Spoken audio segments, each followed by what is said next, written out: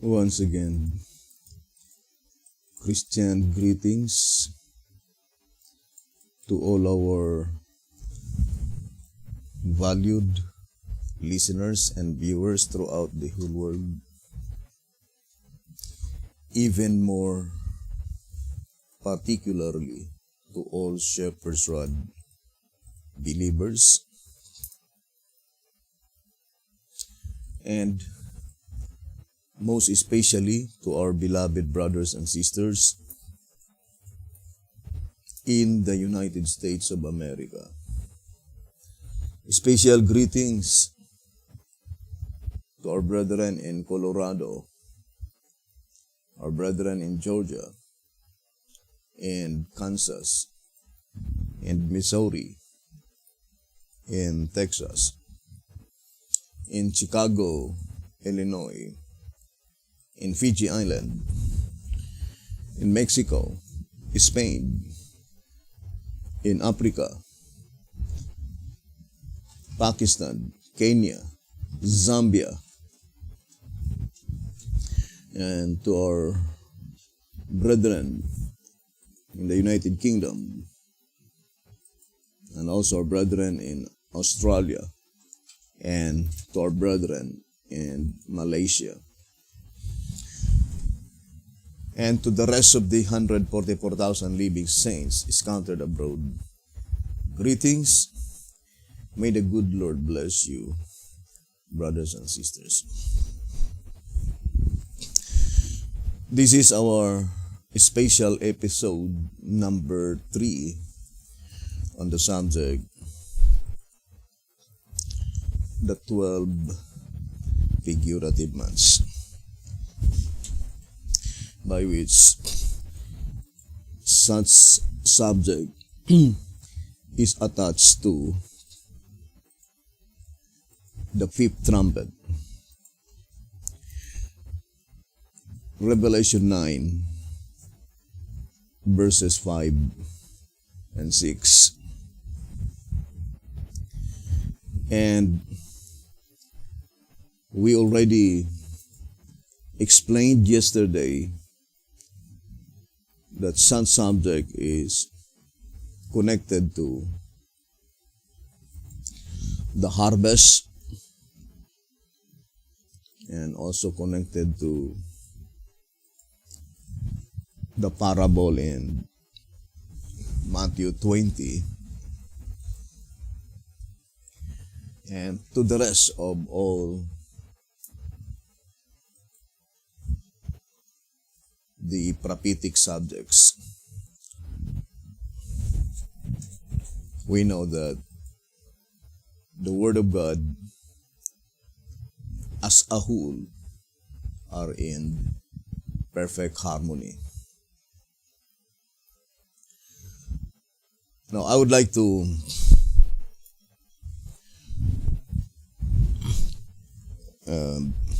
begin our study on page 49. 1 SR on page 49. It says, "Thus we have a prophecy and a type for every event that has or will take place in this wicked world of ours." One is our page 49. It says, "Thus we have a prophecy and a type for every event that has or will take place in this wicked world of ours."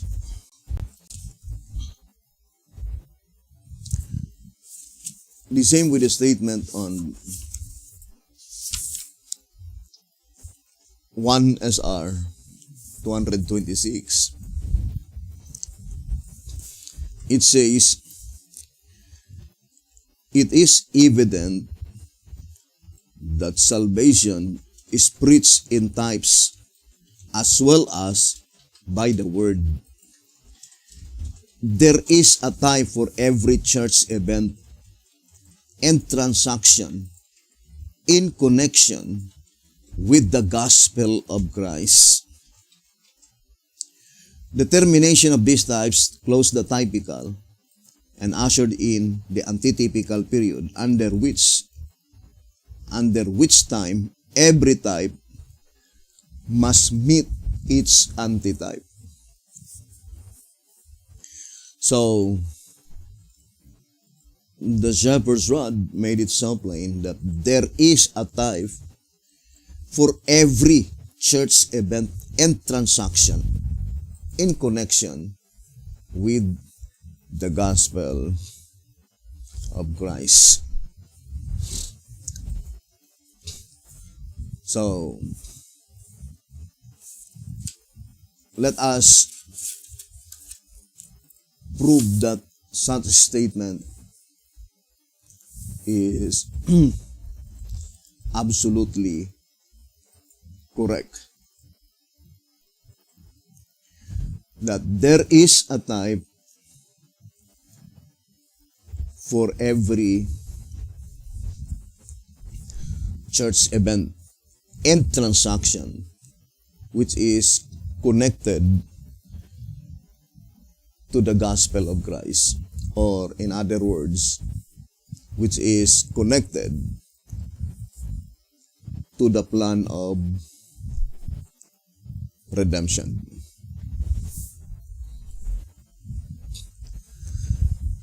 And the shepherd's rod declared clearly that the type or the typological prophecy, it is a great searchlight. Here in 2SR 267, a great searchlight by the power of the Spirit shining through the types is the only medium that can remove the obstruction and clear the way to an understanding of this and many other mysteries that are considered incomprehensible and that baffle the human mind. 2SR, page 267.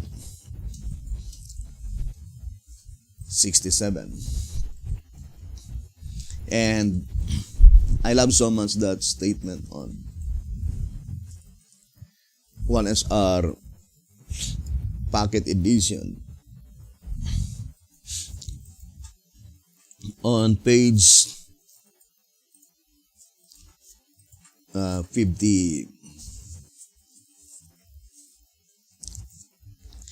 56, it says, marvels of typology. The eye focused to the light of heaven sees that Jehovah God, the super artist, has employed in the scriptures every method known to mankind by which to unfold the wondrous structure of redemption. So, the wondrous structure of redemption. And one of that structure is the typological prophecy. That there is a type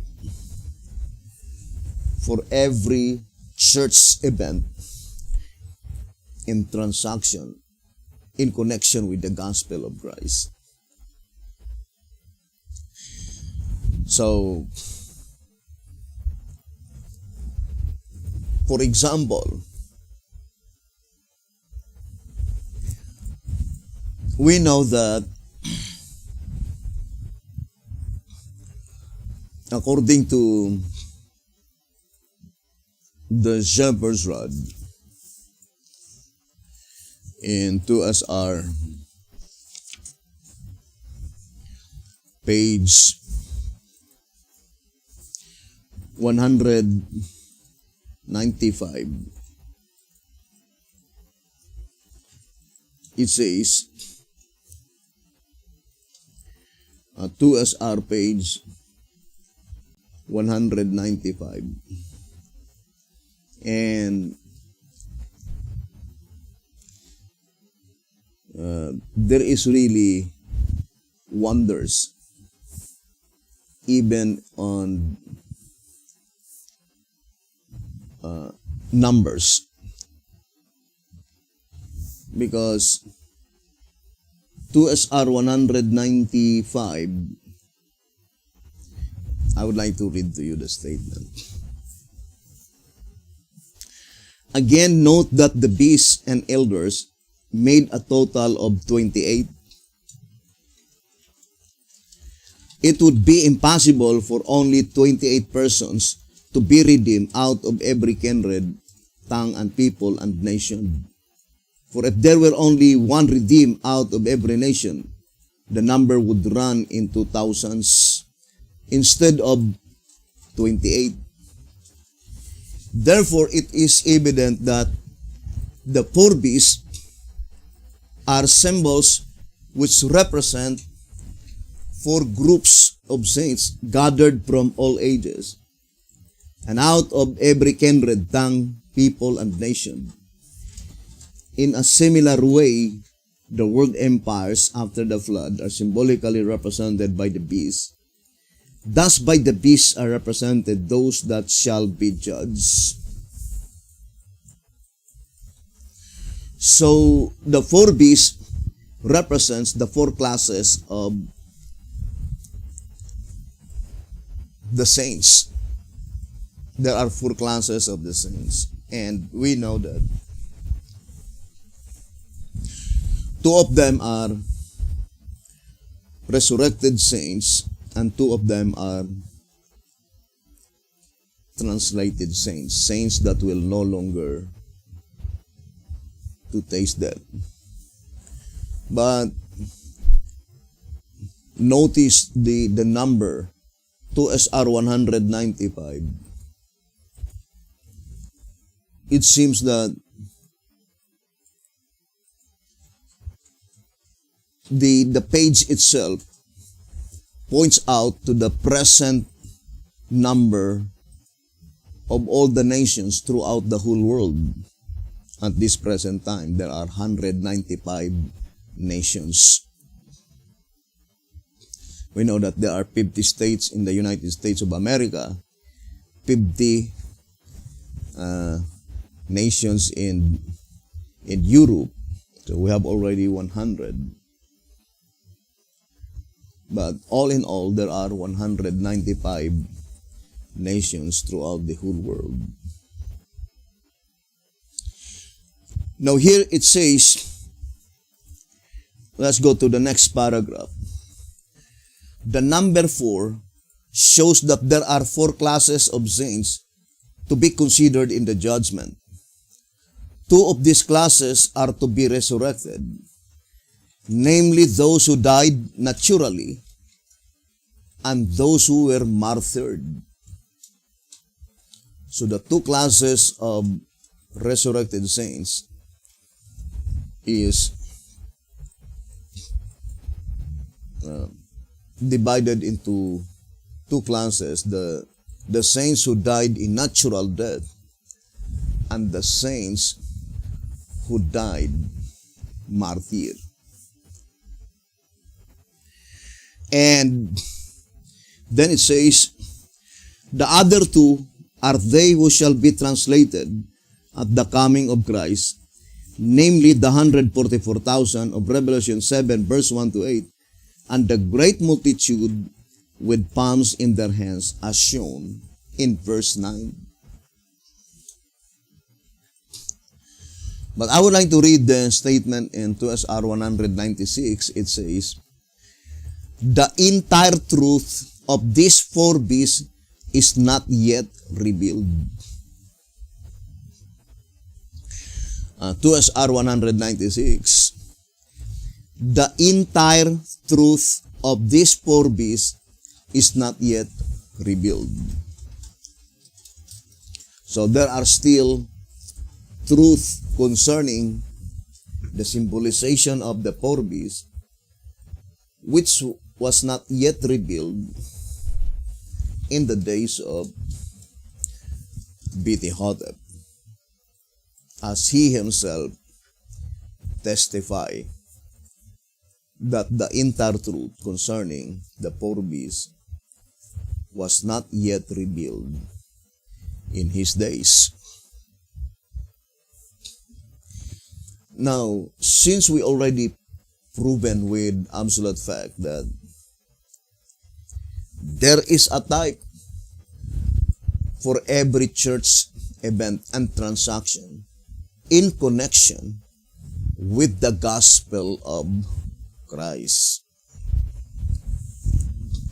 Now, the only truth concerning the four beasts that was revealed in the days of Hotep is that it represents four classes of saints, by which divided only into two: resurrected saints and translated saints. So, that is the thing that was revealed by God to Hotep in his lifetime. But the other truth concerning the four beasts is that there are also only two classes of saints by which they have been taken out from many nations and all nations. So I would like to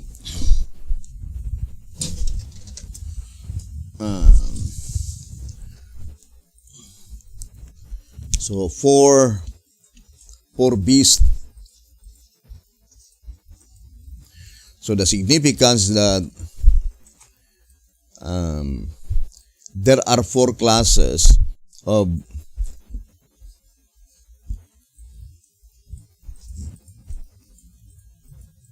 the redeemed. Those who died natural death, those who died martyr,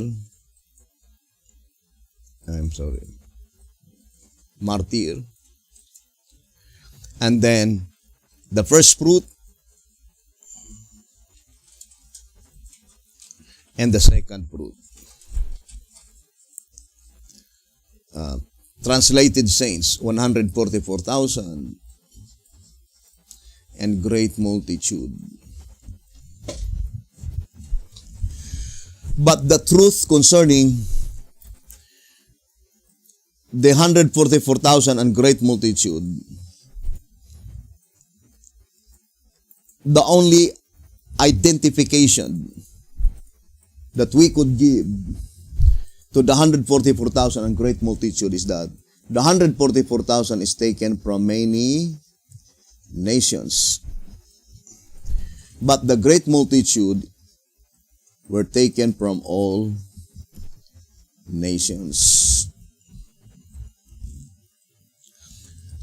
But this description of the 144,000 and great multitude is also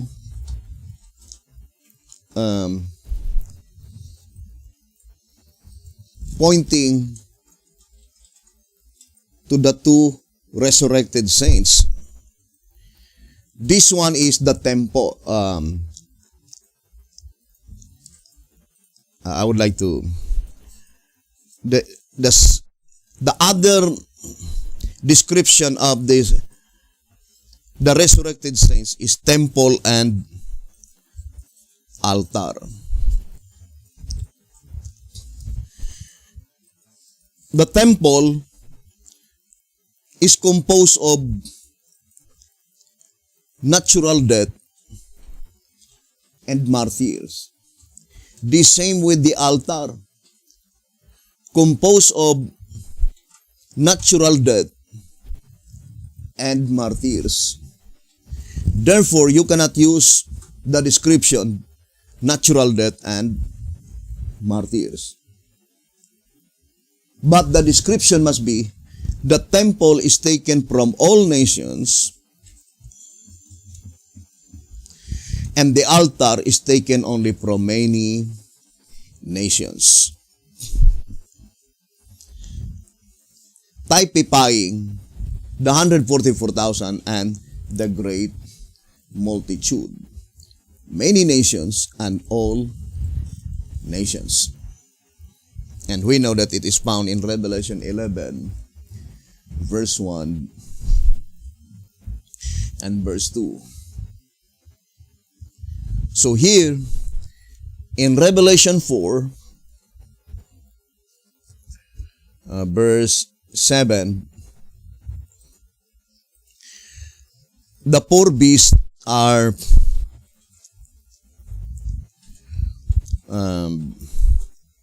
described by natural death, martyr, then 144,000 living saints, spiritual Israel, then second fruit, great multitude, which no man could number. But the other truth concerning the four beasts is also pointing to the prophecy in Revelation 11, that there are two classes of dead saints, temple and altar. Now, I would like to read first that statement. In track number 5, let's read the statement.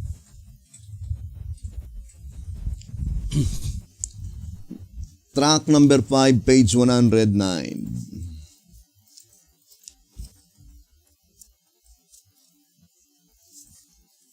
It says, the temple and the altar, and that is in Revelation 11, verse 1.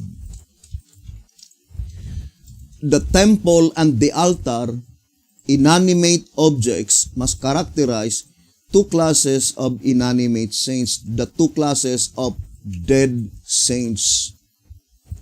So in Revelation 11, verse 1, the dead saints, or the saints to be resurrected, are divided into two classes, two symbolization, temple and altar. But the identification of the temple and altar could no longer be identified as natural death and martyr. Why? Because the temple constitute the saints, natural death and martyrs. The same with the altar, constitute natural death and martyrs. So when it comes to the description temple and altar, the only identification is that temple were taken from all nations and the altar were taken from many nations. The same with the first fruit and second fruit. You cannot give identification first fruit living saints, then second fruit living saints, then there is no difference. Both of them are living saints. So the only identification that given by the Bible is for prophecy, because God is a God of order. He's not the author of confusion, according to 1 Corinthians 14:33 and 34. So the only identification to categorize the first fruits, they were taken from many nations. Whereas the second fruit, living saints, they were taken from all nations. So we have, brothers and sisters, great multitude,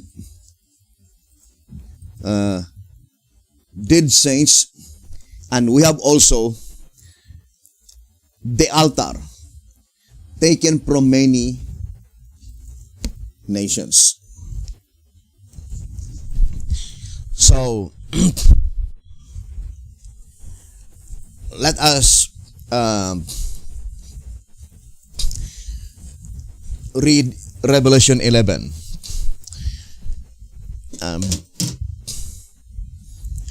Verses 1 and verse 2. Let us read the Bible. Revelation 11. Verse 1 and verse 2. And there was given me a reed like unto a rod. And the angel stood, saying, Rise and measure the temple of God, and the altar, and them that worship therein. Verse 2. But the court which is without the temple leave out, and measure it not. For it is given unto the Gentiles, and the holy city shall they tread underfoot 42 months.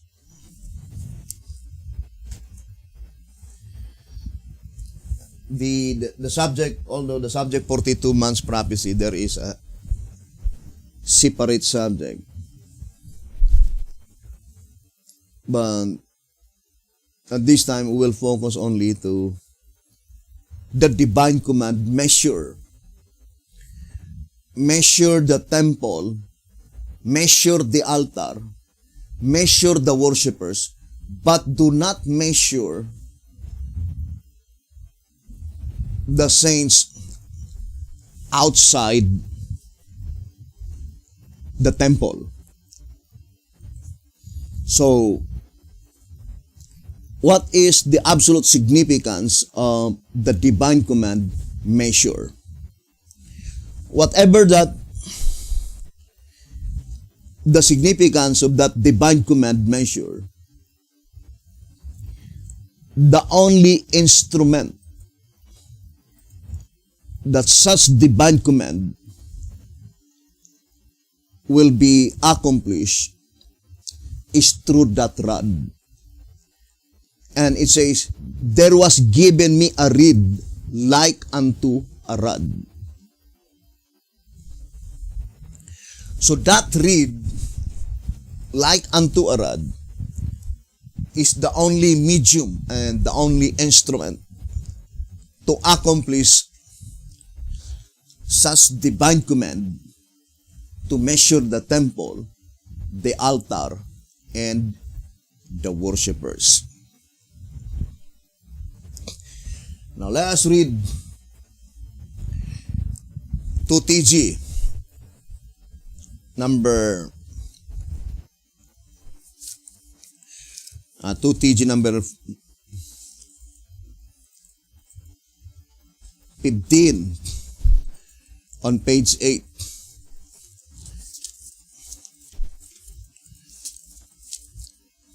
But before reading 2TG 15, page 8, I would like to read first 2TG number 14, page 16.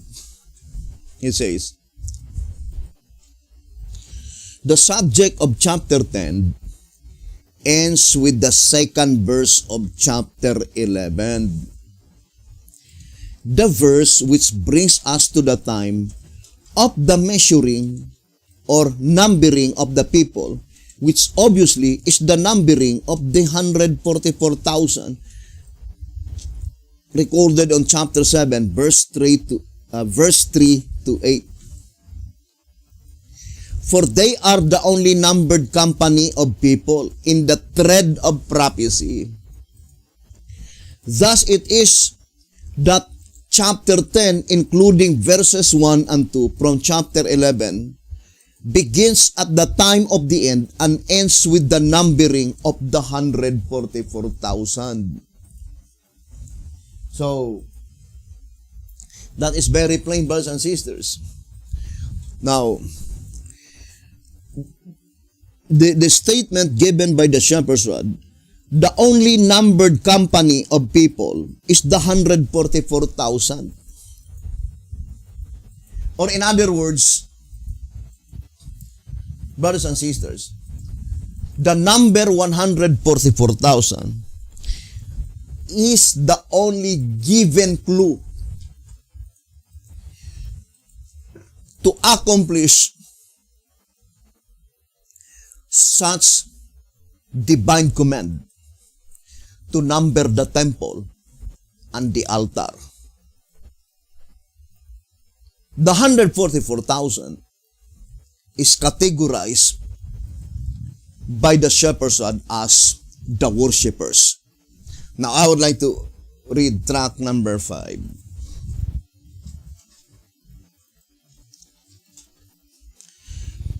In track number 5, on page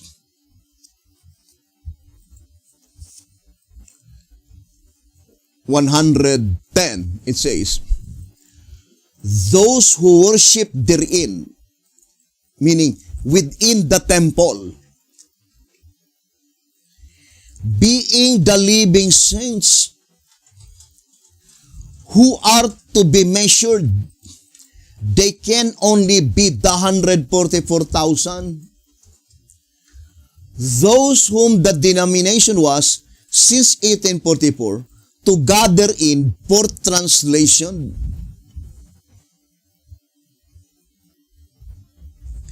So I would like to read again the statement, track number 5, 110. Those who worship therein, meaning within the temple, being the living saints, so, animate object. There are two inanimate objects and there are two animate objects. The two inanimate objects, temple and altar. The two animate objects, that is the 144,000 represented by the worshippers, and the worshippers outside the temple. So, what is the absolute significance of that symbolization? That the 144,000, they are the worshippers within the temple. They are not the worshippers outside the temple, but rather they are worshippers within the temple. The great multitude which no man could number, in Revelation 7 verse 9, they are also worshippers. Of course, worshippers, brothers and sisters, to the living God. Or in other words, they responded the everlasting gospel recorded in Revelation 14, verse 6 and verse 7, saying, fear God and give glory to Him, and worship Him that made the heaven and the earth. And that statement, or that message of the first angel, must be directly addressed to the worshippers. And the temple and the altar, being inanimate objects, cannot be categorized as worshippers. So the message of the first angel must be directly applied to the living saints, categorized as worshippers, as also stated in the General Conference Special, page 39, that the three angels' messages are directly applied to the living, and it is applied to the dead only indirectly. So, every symbolization, there must be great truth. I remember that statement in 2SR, page 194.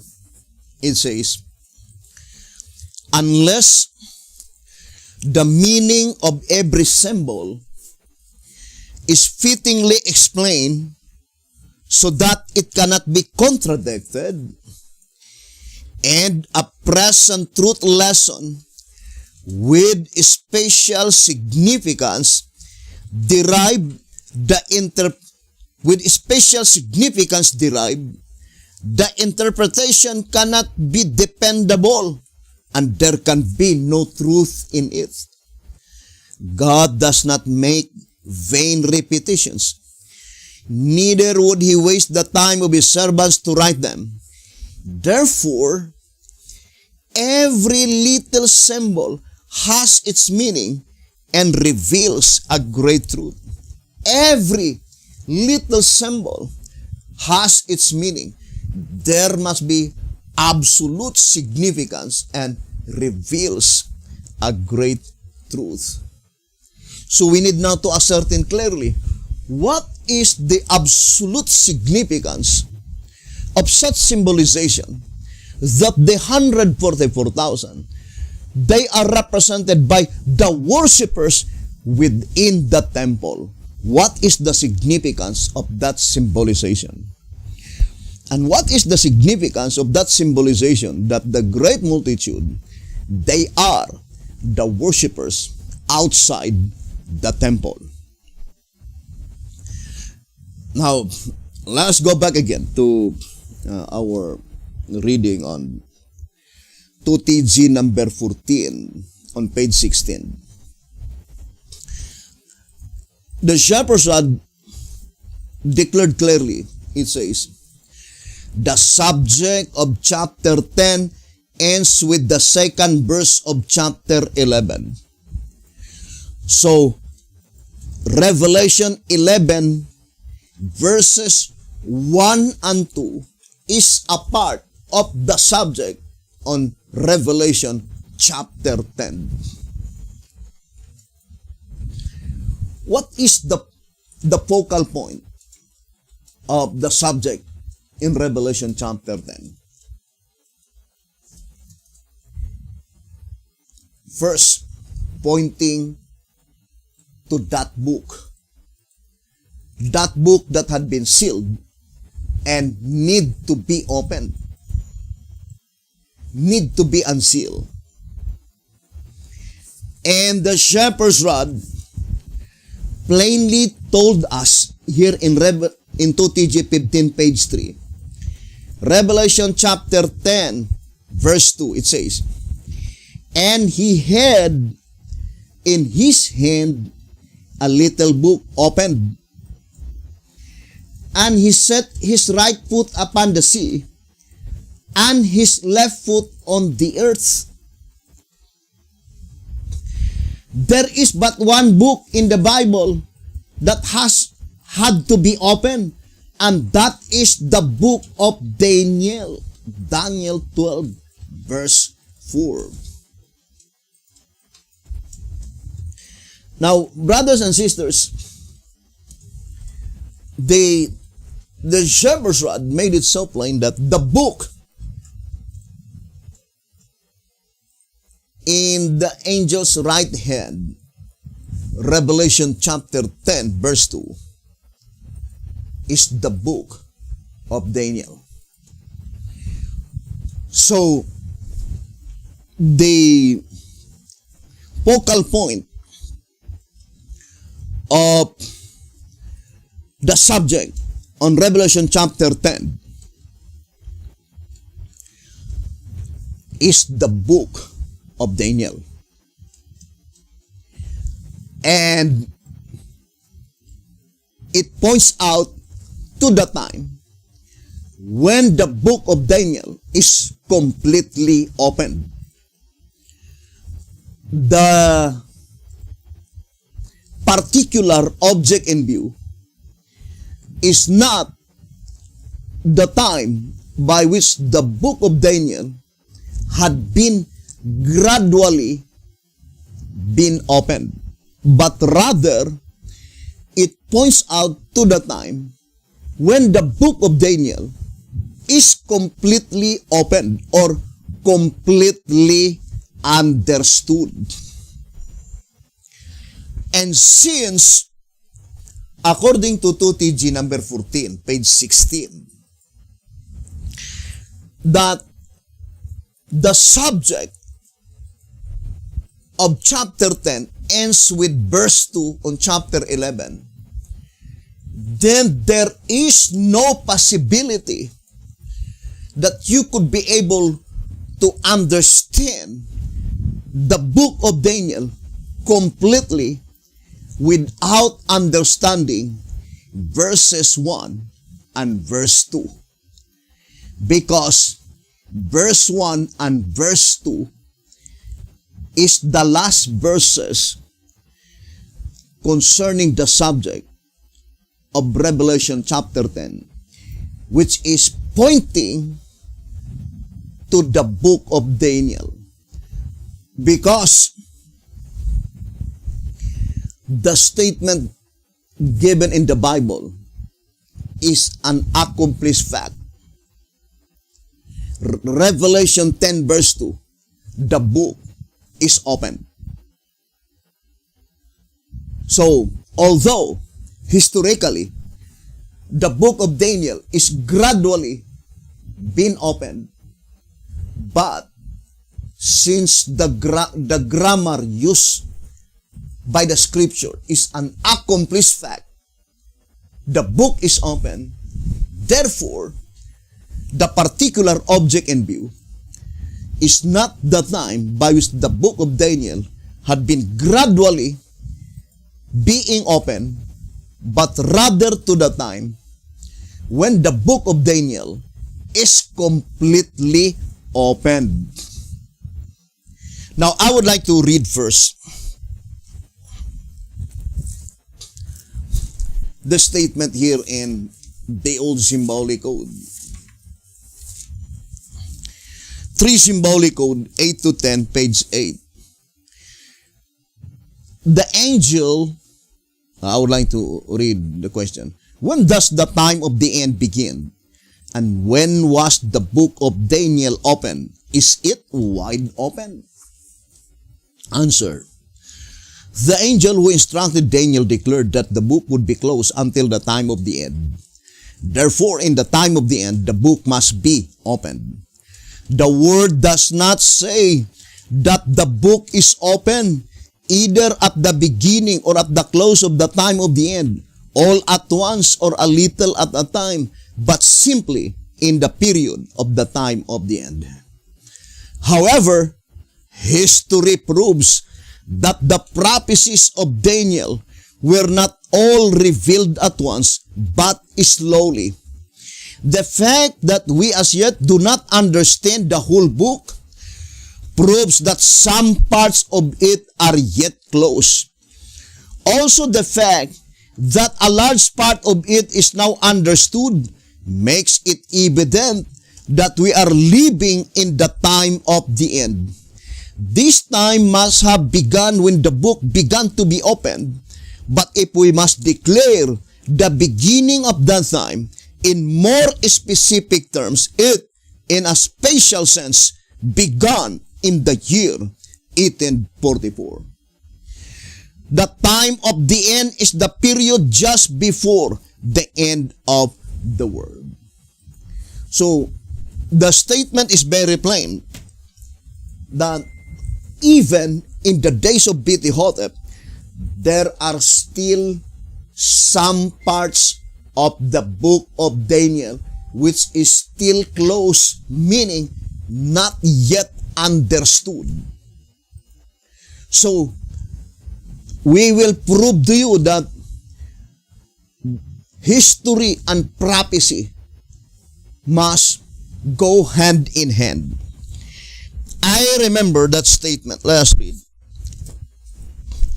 that accordingly, history is the complementary of the prophecy. Now, let us read that statement given by Alonzo Jones. It says here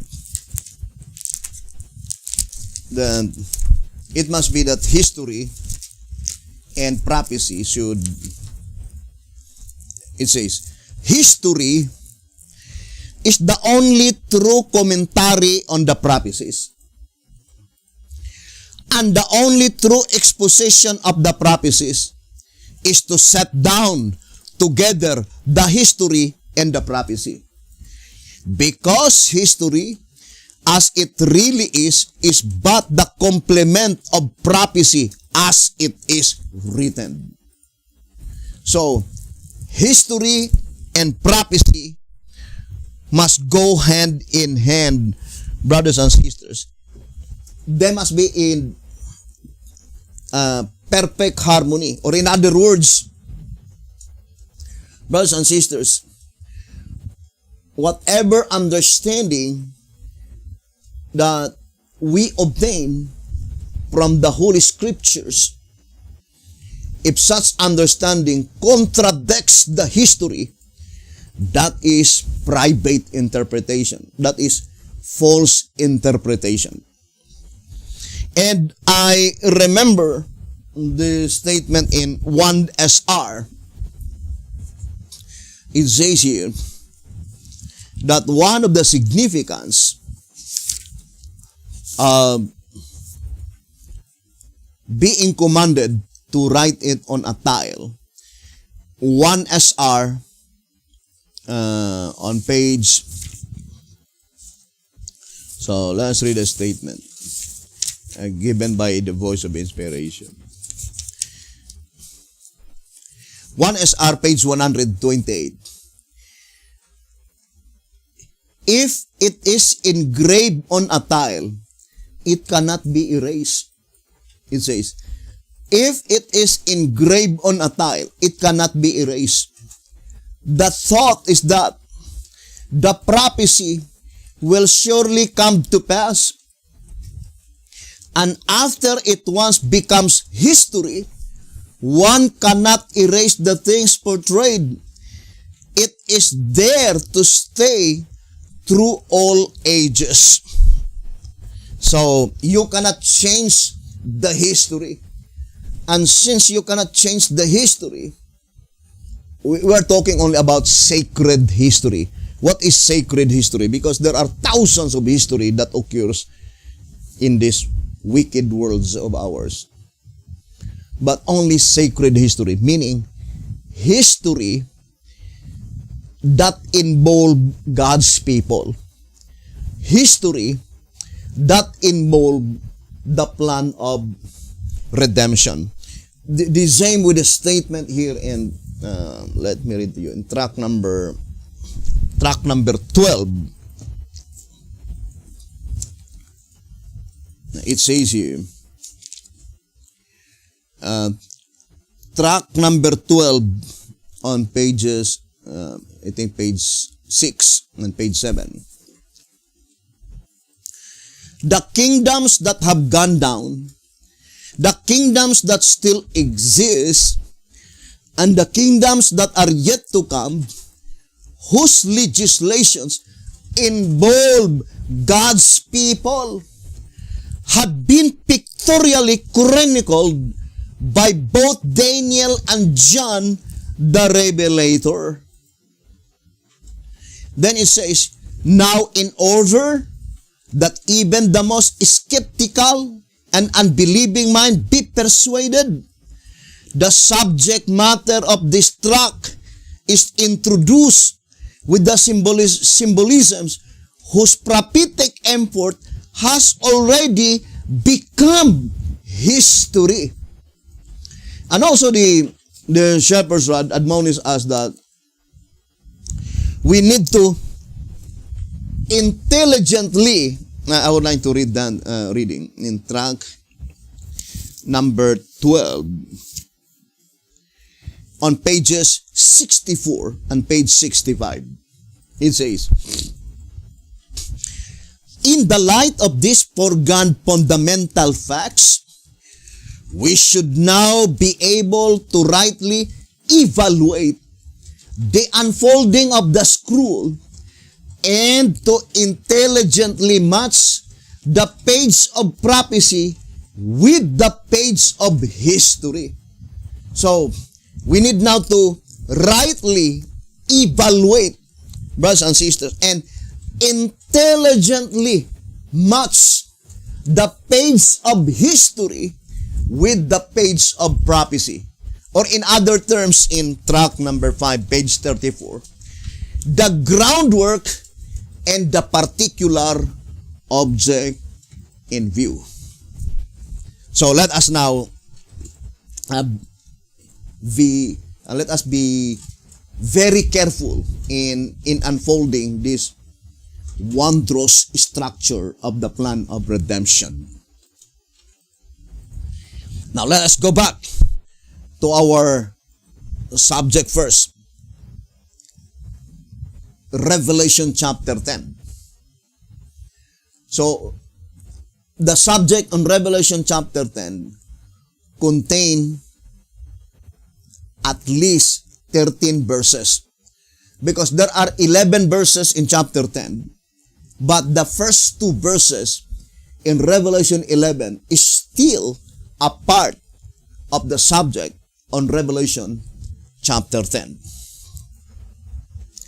Now, first of all, brothers and sisters, do not forget that the focal point, the particular object in view in the subject Revelation chapter 10, it is the book of Daniel. And historically, according to 3 Symbolic Code number 8 to 10, page 8, the book of Daniel has been gradually being opened. But the question is that, why is it that in more specific terms, the time of the end is pointing in the year 1844? Not on 1833. Because at that time, William Miller focused all his attention to the book of Daniel, more particularly to the 2,300 days and nights. Why is it that the Shepherd's Rod did not say 1833? It's so because in the book of Daniel, the description says, sweet as honey in his mouth, but become bitter in his belly. So the focal point of the experience of William Miller on his primary application is to the time when they experience a bitter disappointment. Because that is the significance. So, that is one of the reasons why the Shepherd's Rod declared clearly that the time of the end, in more specific terms, the time of the end recorded on Daniel 12 verse 4 is pointing in 1844. That is the fulfillment, the commencement of the fulfillment of Revelation chapter 10 verses 8, 9, 10, and 11. By which in that description pointing to 1844, at the time when the message that they received became bitter in their belly, meaning they experienced great disappointment. According to the Shepherd's Rod, I will no longer elaborate. But Revelation chapter 10, verse 1 and verse 2 cannot, and it cannot be applied to William Miller. Why? Because let us read here in 2TG number 15, 2TG number 15, page 3, verse 1. Then I saw another mighty angel come down from heaven, clothed with a cloud, and a rainbow was upon his head, and his face was as it were the sun, and his feet as pillars of fire. Now, let us read the commentary given here in 2TG number 15, page 3. It says, this angel has all the characteristics of a power that sends down the latter rain and that causes the spiritual grain fully to develop, for that is what cloud, sunshine, and rainbow indicate. As a rainbow never appears without rain, the angel is therefore the angel that brings the rain and the sunshine for the development of the final harvest. 2TG number 15, page 3. And we know angel represent messenger. So this messenger cannot be applied to William Miller because there is no such statement ever recorded in the Spur Prophecy or the Golden Bowl that William Miller brings down the latter rain message. Now, I would like to read the Old Symbolic Code. Let us read Old Symbolic Code. The statement given here.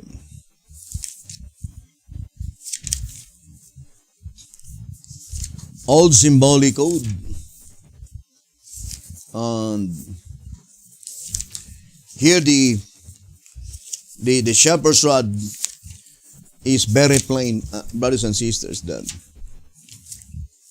one Symbolic Code, number 5, page 5.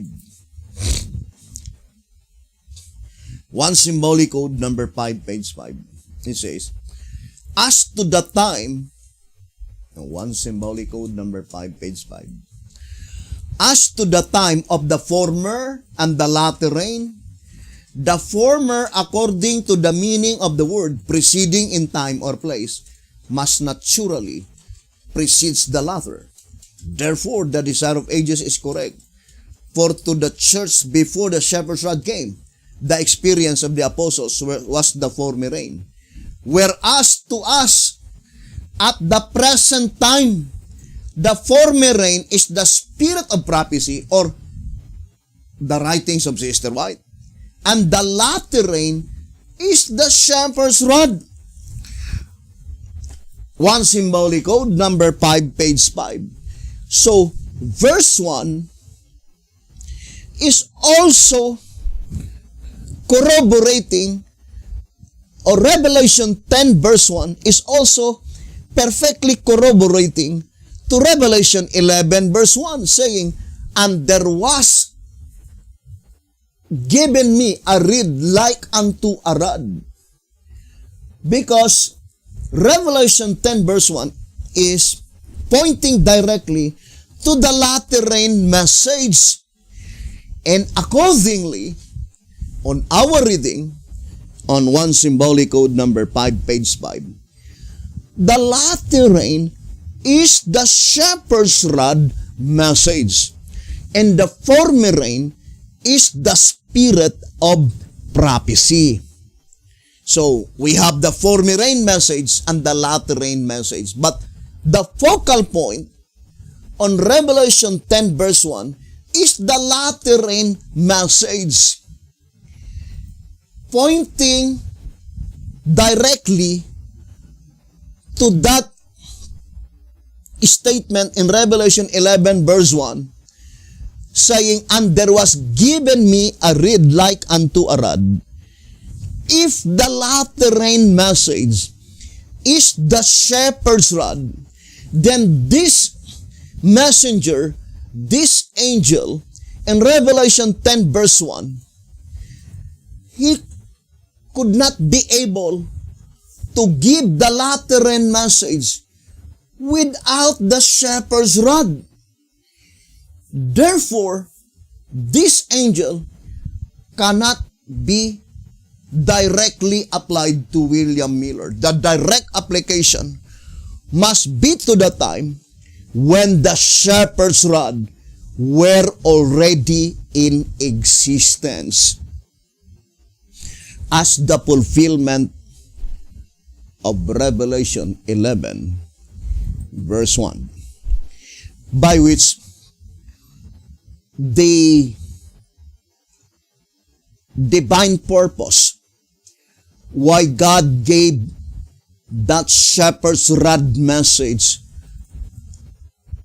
that pronoun me, on Revelation 11 verse 1 saying, and there was given unto me a reed like unto a rod. That pronoun me is also pointing to the messenger in Revelation 10 verse 1. Or in other words, Revelation 11 verse 1 must be fulfilled first before Revelation 10 verse 1 in its direct and perfect fulfillment of the prophecy, because the source of the message indicated by the latter rain message is derived from the shepherd's rod, because the shepherd's rod is the latter rain message. One symbolic code, number 5, page 5. So in order for this angel that he could be able to bring down the latter rain message, which is derived from the shepherd's rod, therefore, not until that God bestowed unto him, that God gave unto him the rod, brothers and sisters. Now, of course, you will say, that is B'tihotep. Yes, B'tihotep is the first one that have been given by the shepherd's rod. But do not forget that the Exodus movement are divided into two sections. The first section is led by Moses, and the second section is led by Joshua. Now let us read again the shepherd's rod in answerer. Number 3 on page 20. But let it be remembered that the Exodus movement, the type, was in two sections. The first section being led by Moses and the second by Joshua. So the first section is led by Moses and the second section is led by Joshua. And remember, the rod is called the rod of God. Exodus 4 verse 20 and verse 21. It is called the rod of God. So the original author of the shepherd's rod message is God himself, because it is called the rod of God. So God gave the shepherd's rod message to B'tihotep. But historically, when Moses died, the rod was passed from the hands of Moses and God gave it to Joshua, the second section of the Exodus movement. And brothers and sisters, the statement is very plain. That at the time when this angel brought down the latter rain message, as indicated in Revelation 10 verse 1, the description in verse 2, the book, it says, open. The little book, which is the book of Daniel, is open. Meaning, verse 2 is pointing to the time when the entire book of Daniel are completely understood. And B'tihotep himself testified that there are still some parts of the book of Daniel by which they do not understand, which is still close in their days or in the days of Bethel, as stated in 3 Symbolic Code 8 to 10, page 8. So, therefore, the particular object in view must be the second section of the antitypical Exodus that pronoun me in Revelation 11 verse 1 must be antitypical Joshua, by which such messenger had been given the divine command to measure the temple, to measure the altar, and to measure the worshippers. Such divine command was not given by God to Bethel. If that divine command was given by God to Bethel, and Bethel had not been able to measure the temple, he had not been able to measure the altar, he had not been able to measure the worshippers, then he disobeyed the divine command.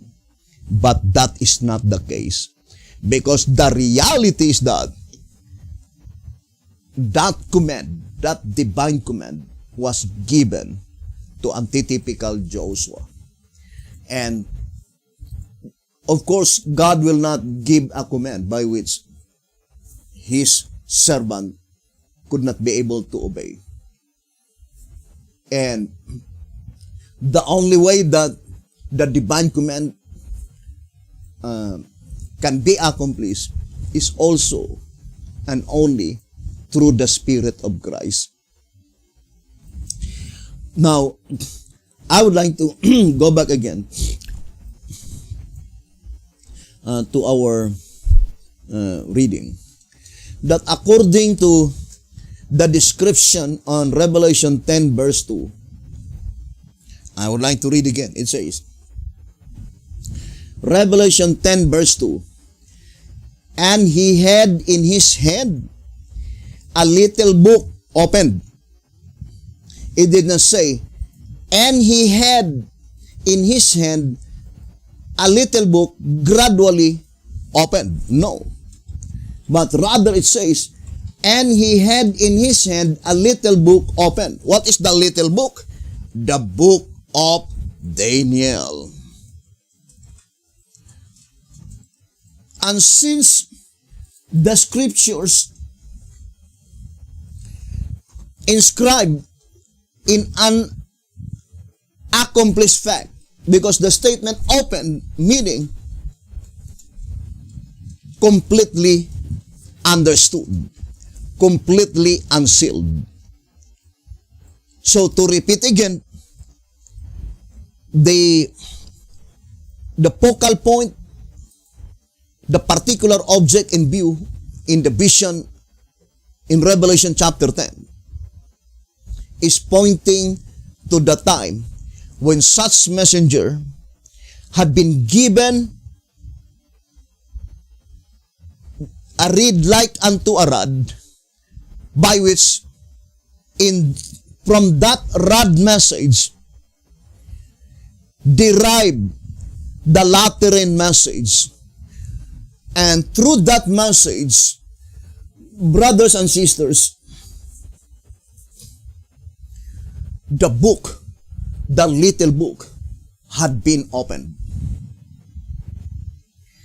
And then it says, and he set his right foot upon the sea, and his left foot on the earth.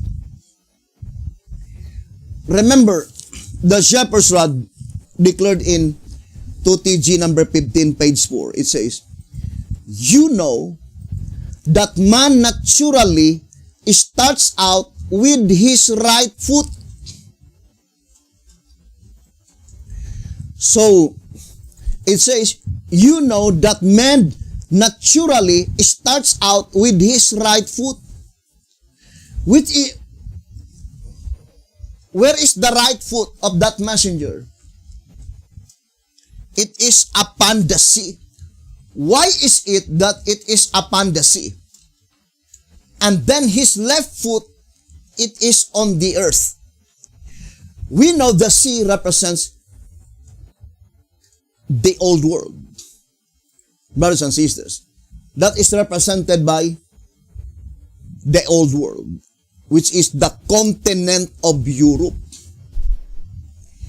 And earth represents the new world, which is pointing to the western continent. Now, let us connect our study on the great image. On the great image, on Daniel chapter 2. Why we need to connect on Daniel chapter 2? It's so because the focal point of the subject in Revelation chapter 10 is the book of Daniel. And the very beginning of that symbolical prophecy in the book of Daniel commences on chapter 2. The great image. The great image. Now, brothers and sisters, I would like to read first.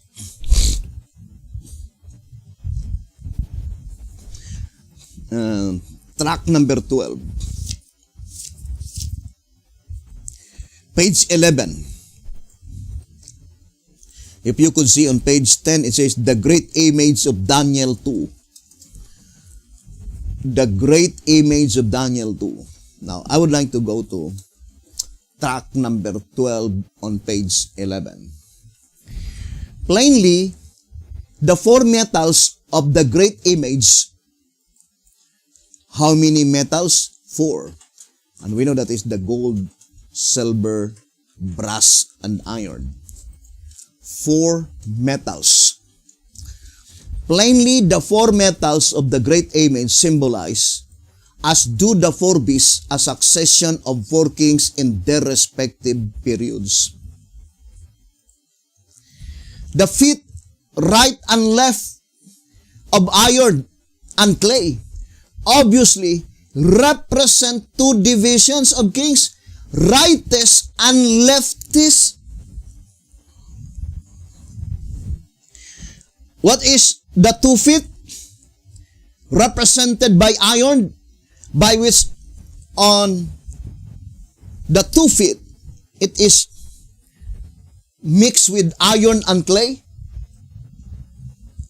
It represented by rightists and leftists.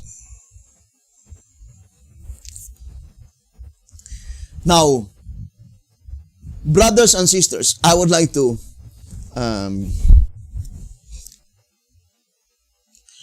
say that the great image on Daniel chapter 2 in the book of Revelation. I would like to read first this reading in 2SR on page 9 and then page 10. It says, this prophetic call, we know that the prophetic call mentioned here is in the 11th hour call. This prophetic call is based on the prophecies of Daniel, and its explanation made clear by the book of Revelation. So I would like to read again. This prophetic call is based on the prophecies of Daniel. So the 11th hour call is based on the prophecies of Daniel. So what does it mean? That the 11th hour call is based on the prophecies of Daniel. and its explanation made clear by the book of Revelation. Do not forget that statement on 2SR page 9 and page 10 that the prophetic 11th hour call is based on the prophecies of Daniel, and it was made clear by the book of Revelation. So without the book of Revelation, you will have a hard time to understand the book of Daniel. And the prophetic call, the 11th hour call, is based on the prophecies of Daniel. Now, I would like to read to you this reading.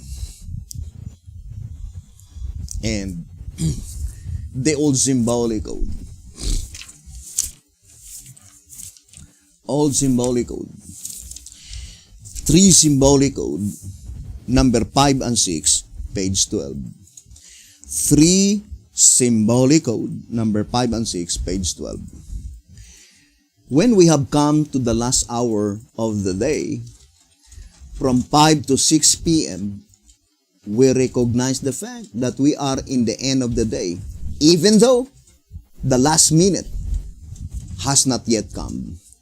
Likewise, inasmuch as Christ's parable of the vineyard is true to life, then according to physical analogy, we can understand the last hour, the 11th hour of the symbolical day of present human history to be only the end of the world.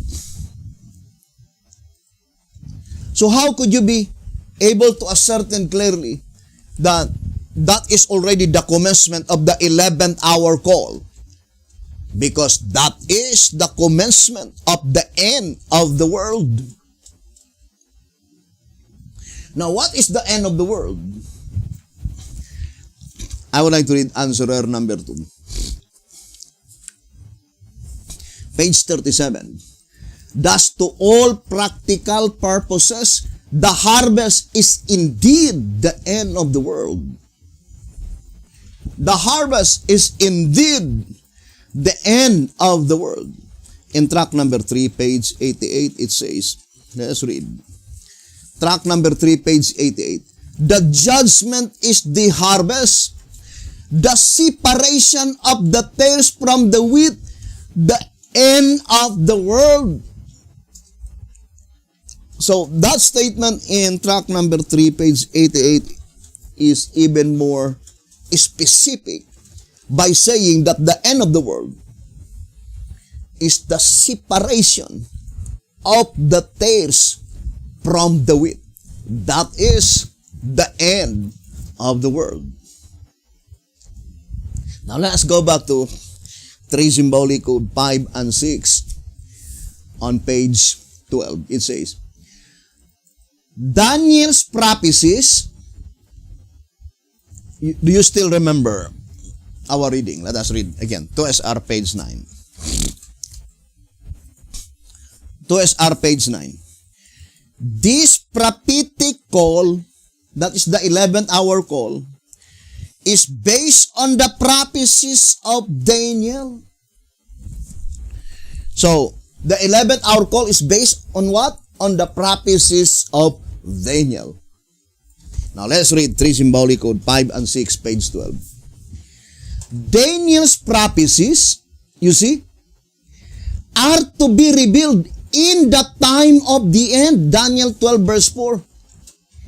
Yet it would be unreasonable for one to conclude that these prophecies are to be revealed after the end of the world. Rather, they are to be revealed at the end of the world. Now, I would like to re-emphasize that statement. What is the commencement of the 11th hour call? That is also the commencement of the end of the world. According to our reading. brothers and sisters. In 3 Symbolic Code 5 and 6, page 12. What is the end of the world? Harvest. Answerer number 2, page 36. But in that reading, answered completely the statement in 2SR page 9 that the 11th hour call is based on the prophecies of Daniel can only be understood that one of the absolute sign that the 11th hour call commences because the book of Daniel is completely understood. The book of Daniel is completely unfolded. Or, in other words, the book of Daniel is completely opened.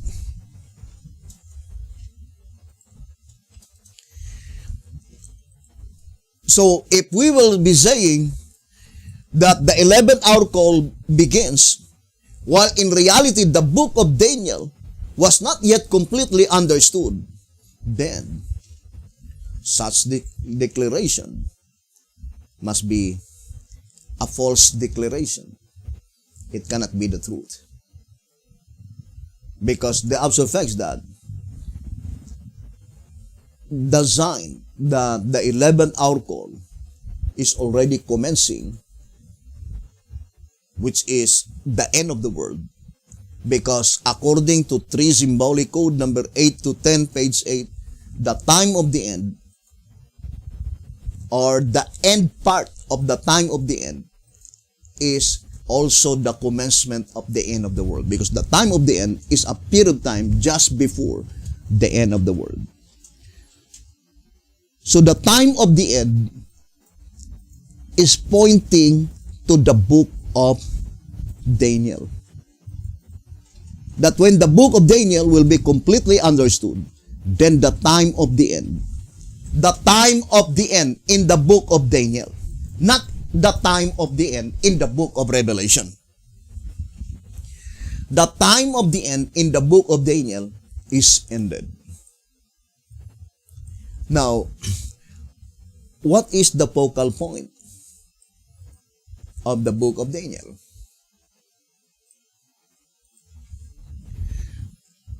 Brothers and sisters, the particular object in view in the book of Daniel is concerning that horn power and Christ's mediatorial work in the heavenly sanctuary. That horn power, we know, is cometh from the devil. And the only purpose of the devil is to destroy humanity. That if possible, nothing would be saved. And the devil knoweth that it can only be accomplished by darkening their understanding concerning Christ's mediatorial work in the heavenly sanctuary. So, that is the focal point of the book of Daniel. And in this study, brothers and sisters, let us read again the statement in 1 TG.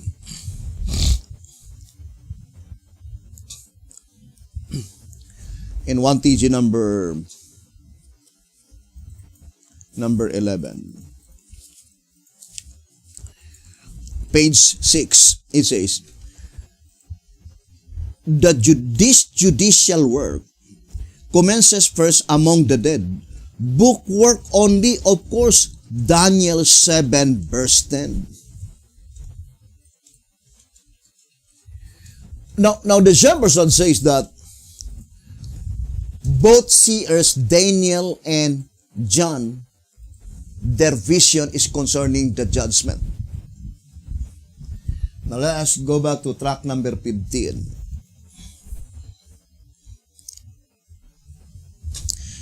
Track number 15, page 13. It says,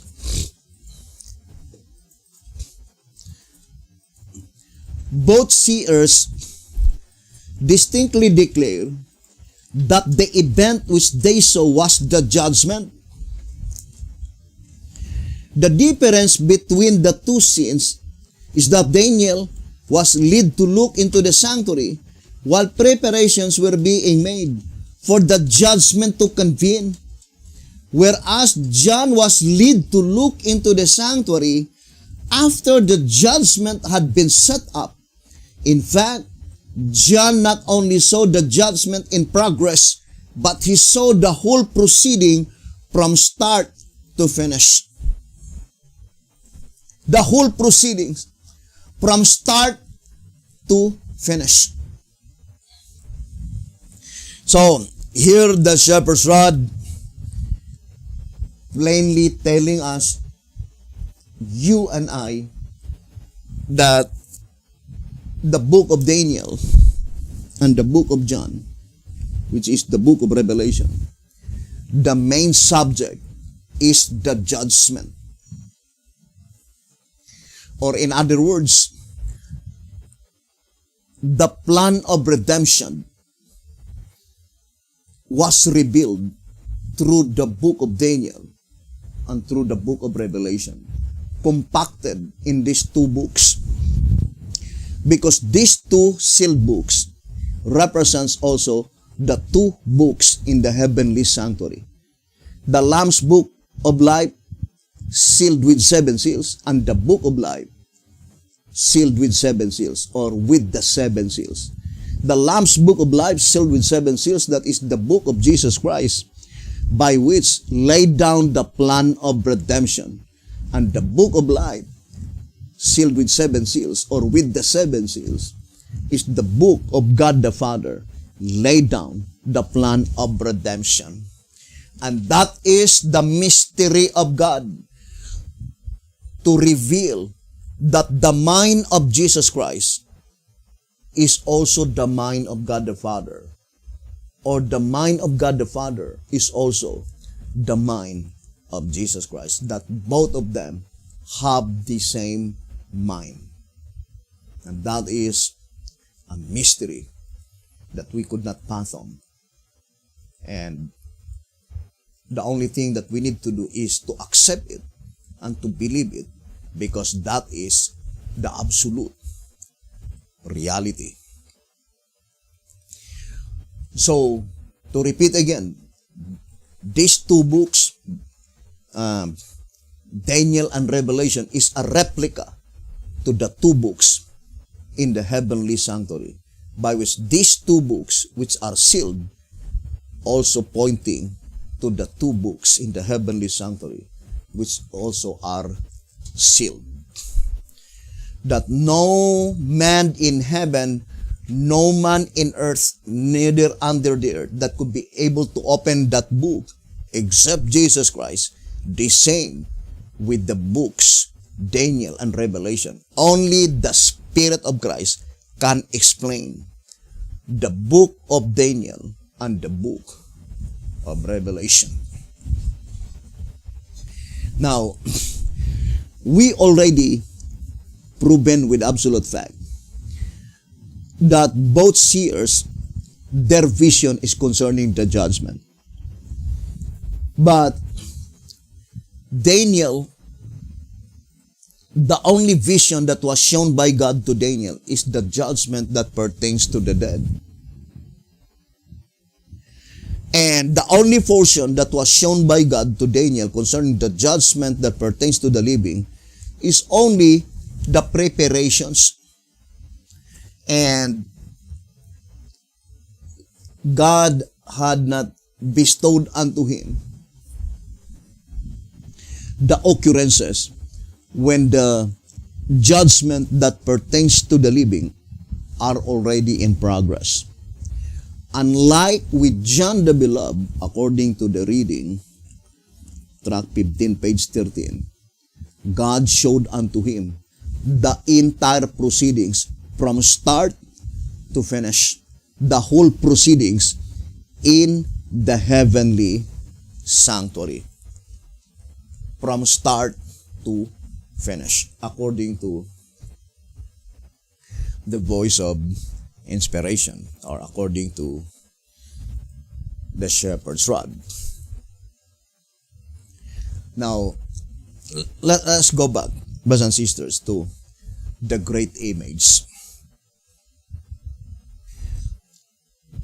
It is a lot of subject, brothers and sisters, and lot of information that had been given by God unto us concerning the plan of redemption, and hoping that God would help us that as the time of the last and the final day of atonement is getting nearer and nearer, that we could be able to comprehend the plan of redemption on its entirety before everything is too late.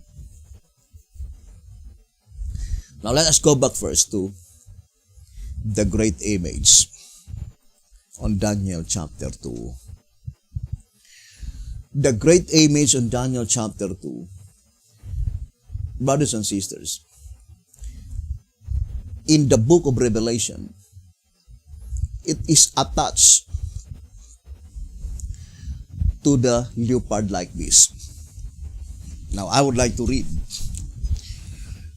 and on 1SR. So here in 1SR,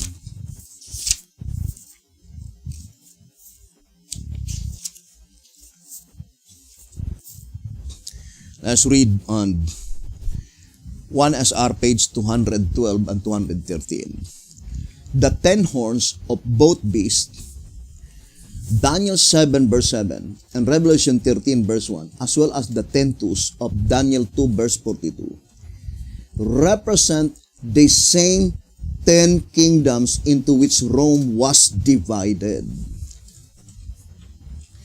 These 10 kings personate the civilization in the 5th period, or the one which followed Rome to our own time, and on to the second coming of Christ, according to Daniel 2 verse 44. Remember the statement, second coming of Christ. Do not say that B.T. Hotep was mistaken in this portion, brothers and sisters. I would like to read the statement in 2SR page 13. 2SR page 13. It says, when God reveals truth, He is able to lead His servants in all truth, and does not allow such instruments to mix His truth with error.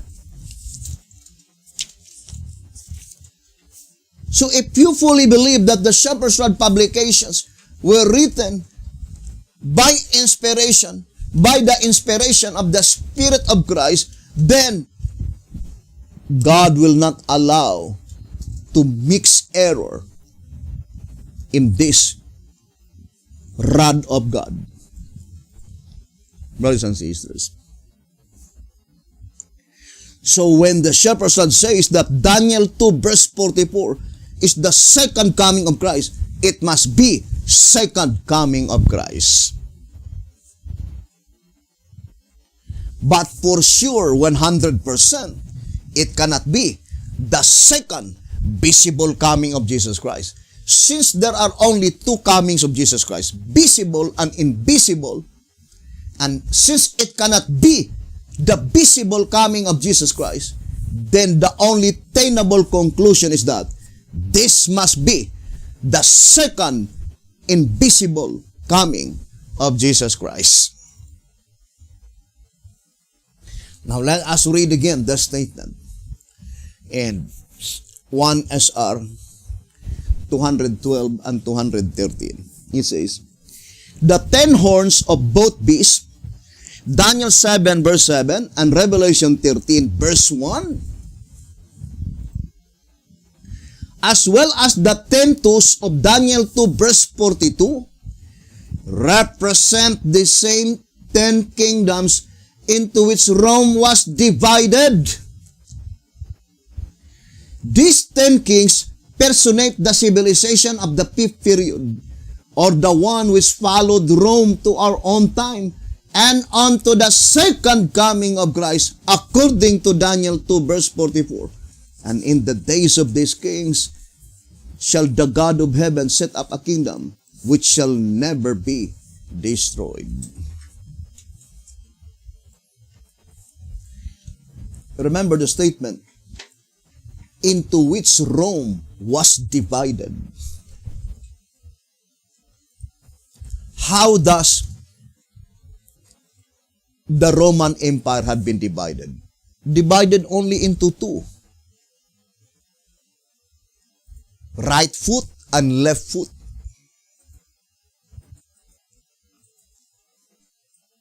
That is very plain. And we already read that, right? In tract number 12. The rightists and the leftists. Let us read the statement in tract number 12, page 11. The feet, right and left of iron. Of course, because the only kingdom on the great image represented by the Roman Empire is the metal iron. Now, I would like to read first that statement in tract number 3. On page 39, it says, as the great horn of the he-goat is symbolical of the Roman world, represented by iron, Daniel 2 verse 40. So what is the Roman world in the four metals? It is the fourth metal. Gold, silver, brass, iron. So, the Roman world is represented by iron. And there must be only two representations, two classes, because it says divided. Right and left. And the statement says rightists and leftists.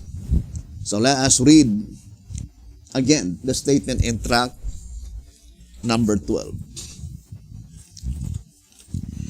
Tract number 12, page 11, it says, the feet, right and left of iron and clay, obviously represent two divisions of kings, rightists and leftists.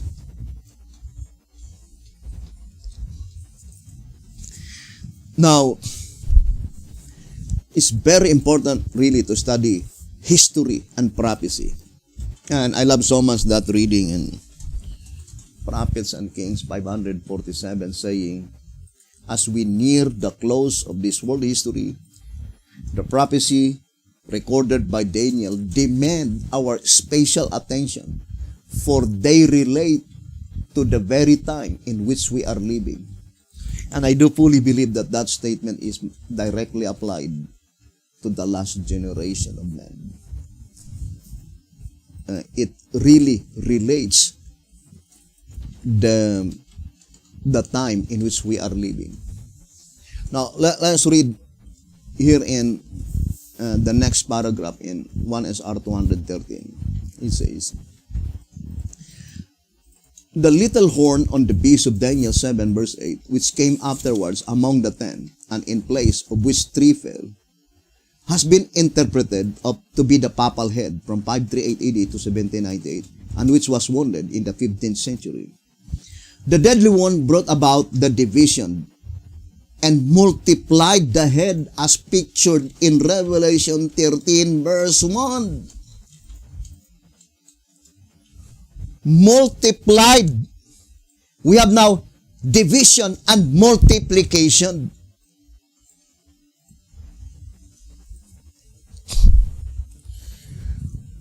I would like to read that reading on track number 15.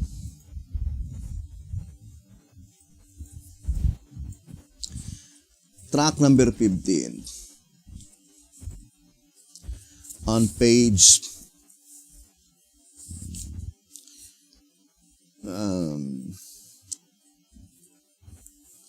76. At track number 15, page 76, it says,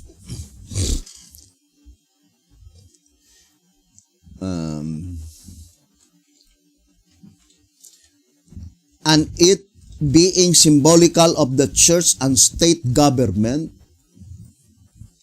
I would like to read again. It says, and it being symbolical of the church and state government, a combination of civil and religious powers during the Middle Ages, settles beyond doubt that while the horn part stands for the civil phase, the head part stands for the religious phase. Logically too, because religion should be the brains of any government. So do not forget the statement. Because religion should be the brains of any government. And then it says, furthermore, civil governments were originally founded upon church governments. So that is the history.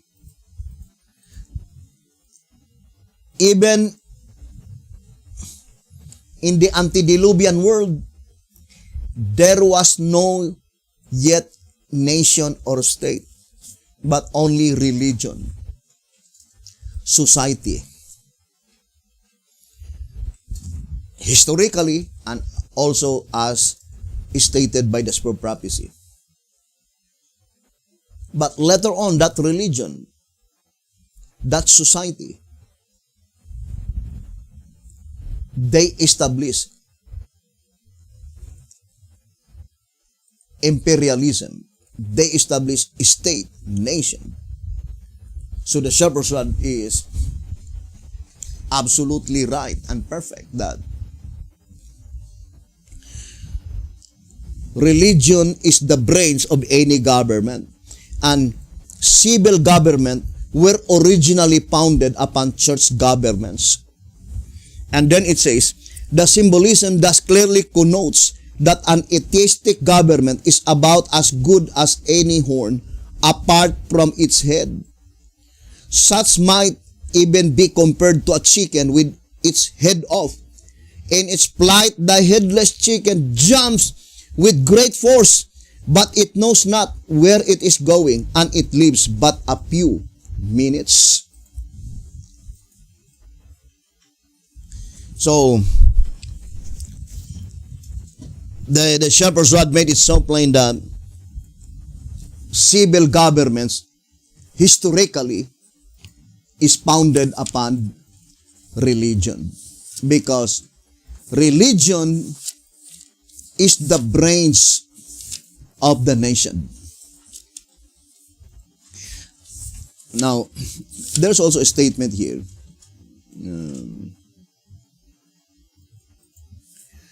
In track number 16, page 18, let us read the statement. It says, also it appears, is it page 19? Track number 16, page 19. Also it appears more than likely that this symbolical prophecy reflects the combined church-state effort of the two horned beasts to clamp down on communism so as to save the world system of religion and set up a world government with the federated churches being its brains. And it says, and the state its power. So religion is the brains and the state is the power.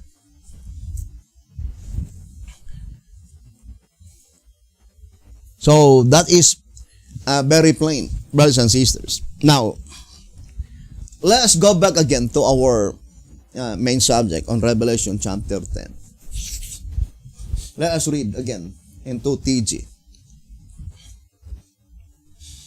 2TG number 15 on page 4. It says, you know that man naturally starts out with his right foot. So, naturally, man always starts with his right foot.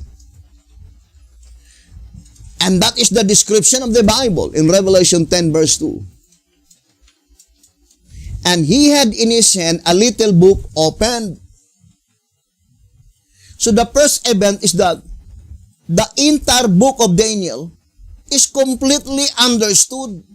And after it was completely understood, then, brothers and sisters, this messenger, his right foot is upon the sea, and his left foot on the earth. Why is it that the symbolization given in the Bible, his right foot is upon the sea? The sea represents the old world. I am now talking about the perfect fulfillment of the prophecy. Remember, the voice of inspiration says that the kingdom of Rome is divided into two.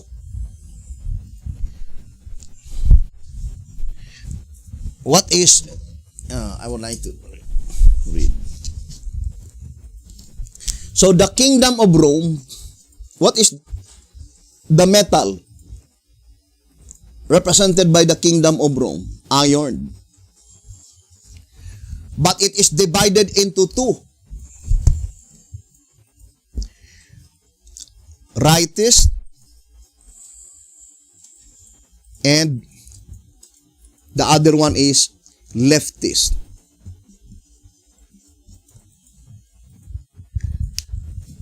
It says in track number 12, page 11. I'm sorry, that is I. So, it is rightist and leftist.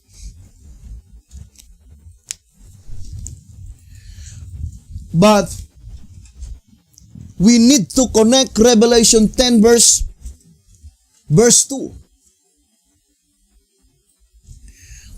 Revelation 10 verse 2. The first event is that the book of Daniel is opened, meaning completely understood. Therefore, it cannot be applied in its perfect fulfillment to William Miller,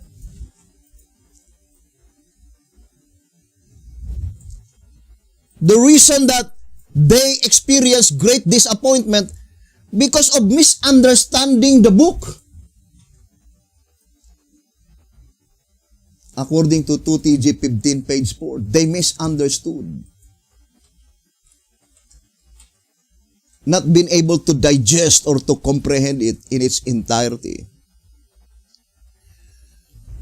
So in this study, brothers and sisters, the right foot of the angel is on the earth. And the right foot is on the sea.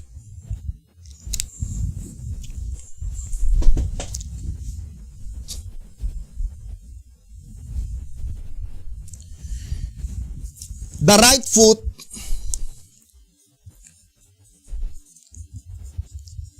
is on the sea, and the left foot is on the earth. And the shepherd says that human being naturally, when he began to walk, of course, it must be the right foot. And why is it that the right foot is on the sea? What is the representation of the sea? The sea represents the old world. Represents the old world. And the earth represents the new world. What is the new world and the old world? The old world, according to Great Controversy, page 440, we know that that is the continent of Europe. And the new world, that is the western continent. Would you think it is just a mere happenstance that the continent on Europe contained 50 nations? And in the western or United States of America, which is the focal point, the two-horned beast domain represented by the earth, there are 50 states. Brothers and sisters? No. Because the 5 twos and the 5 twos here was multiplied by 10. 10 what? 10 horns. The 10 horns. How many 10 horns? How many beasts having 10 horns? In the Bible, only 3. Nondescript, leopard-like, and scarlet colored. There are 3 beasts by which there are 10 horns. According to the Bible and according to the shepherd's rod. Now, the absolute significance, brothers and sisters, is that such prophecy must corroborate with history. The mere fact that the angel, his right foot is upon the sea, indicating that this prophecy cannot be fulfilled not until the entire 50 nations in the continent of Europe, because sea represents Europe, the continent of Europe, is completed. 50 nations.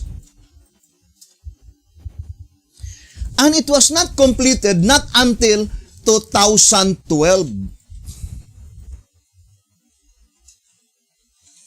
And you can try to see that on in Google, brothers and sisters, but on our next episode, we will show to you the diagram. The 50 nations in Europe and the 50 states in the United States of America.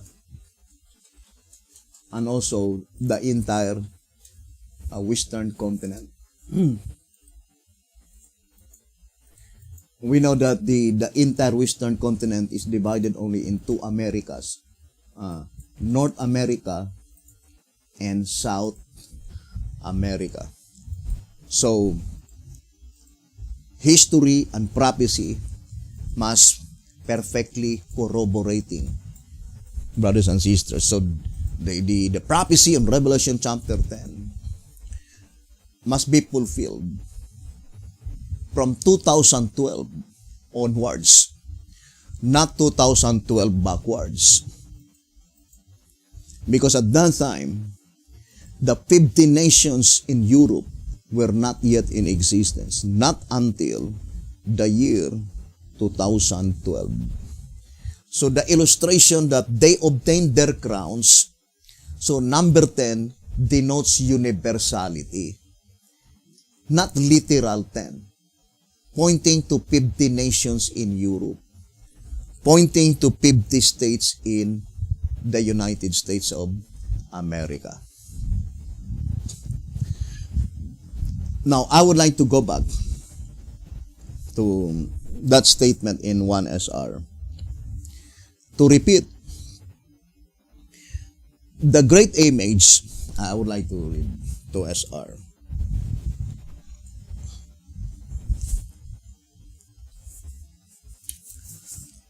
To SR page 100. 118. 2SR page 100. 118. And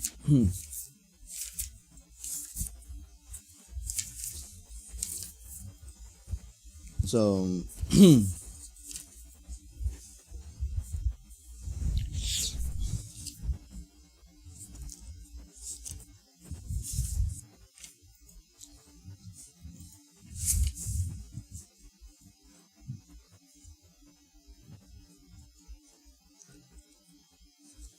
I would like to read the statement here in 2SR 118.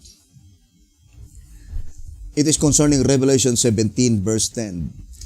But to minimize time, I would like to read the portion. It says, the one that is the present civilization, since the fall of Rome under the symbol of the leopard-like and the scarlet-colored beast to the commencement of the millennium, which period is termed Rome in her broken state, represented by the feet and toes of the great image of Daniel chapter 2.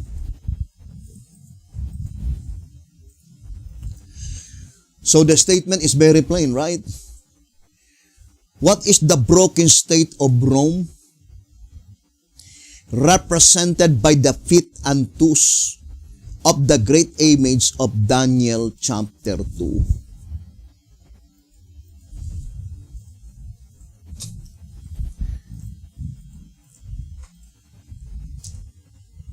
Now, brothers and sisters,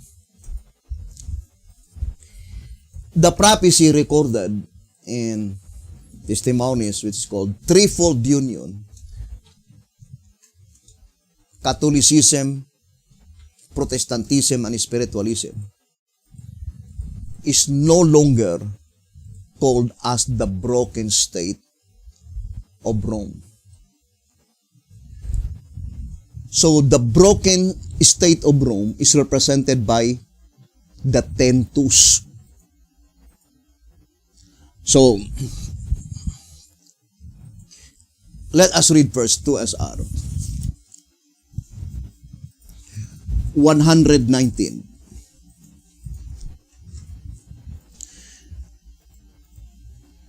Let us focus first our attention on Revelation 17 verse 13. These have one mind, and shall give their power and strength unto the beast.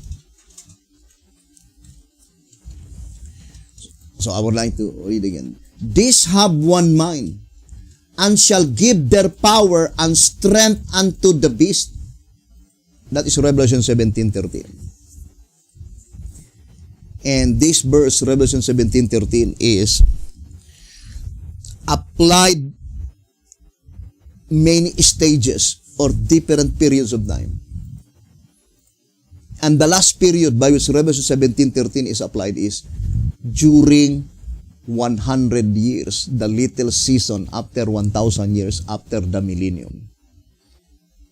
But that is not the only application of verse 13.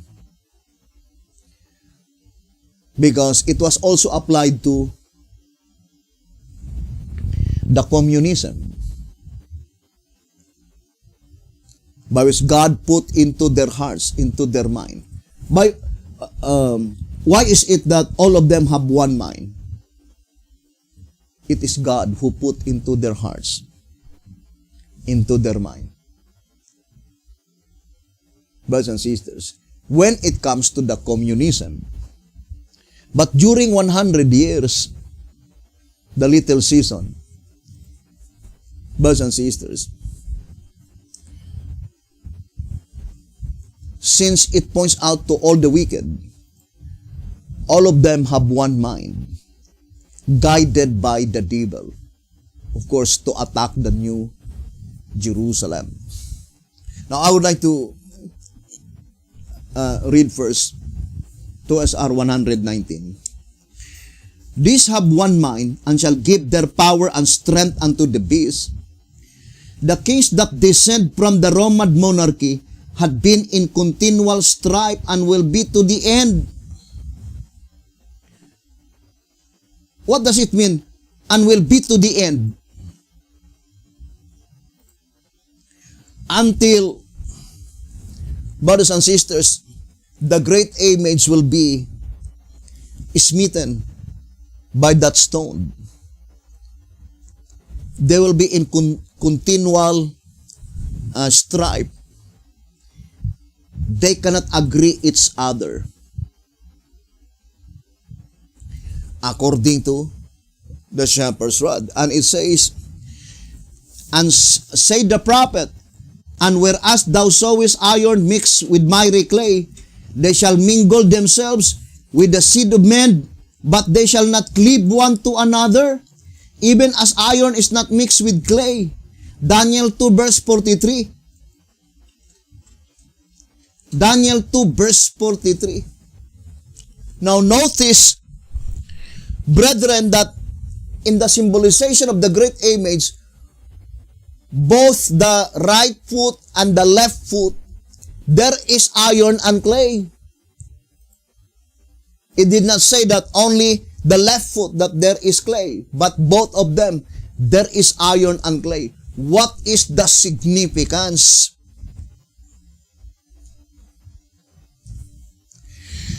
Do not forget, according to the voice of inspiration, that in that period of time, while they were disunited, that is the period of time that God will set up a kingdom. Daniel 2 verse 44. That is very plain, brothers and sisters. I think there's a statement that in track number 12 that God will set up a kingdom at that time. Let me... The time by which they cannot unite each other.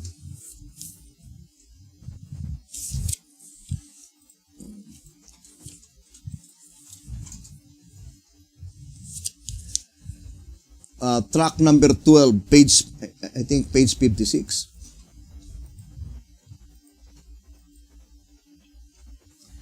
It says, thus the more sure word of prophecy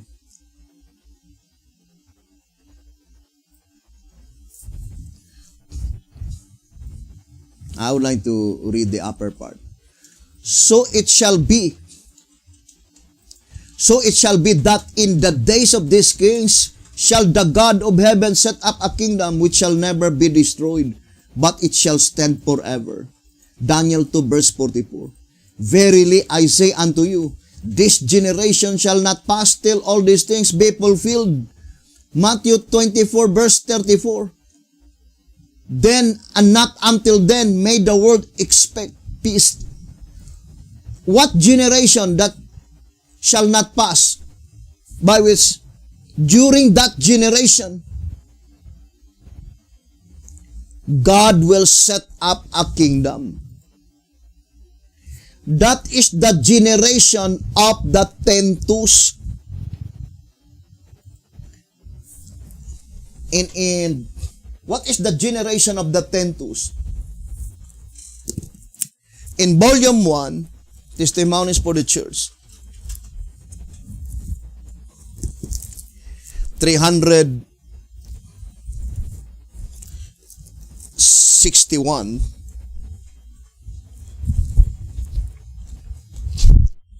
I would like to read Testimonies for the Church, volume 1. 361, it says, 360 and 361. Our kingdom is not of this world. We are waiting for our Lord from heaven to come to earth to put down all authority and power and set up His everlasting kingdom. Earthly powers are shaken. We need not and cannot expect union among the nations of the earth. Our position in the image of Nebuchadnezzar is represented by the toes in a divided state and of a crumbling material that will not hold together. Prophecy shows us that the great day of God is right upon us. It hasted greatly. Volume 1, page 360 and 361. But in track number 12, page 56, the generation mentioned in Matthew 24, that such generation will not pass, meaning, brothers and sisters, what period of time by which the great age is already past?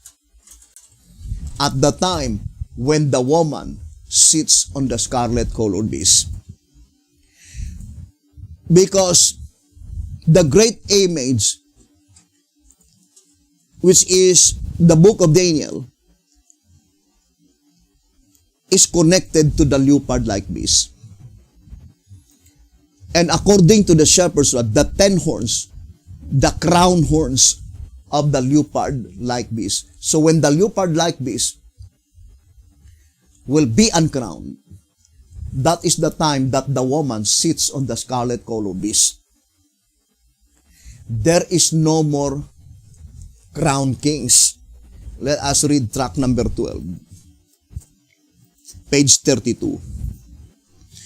Now from the manifest similarity between the leopard-like beast and the scarlet-colored beast, one should recognize that the latter is the image of the former, his deadly wound having been healed, and his horns uncrowned.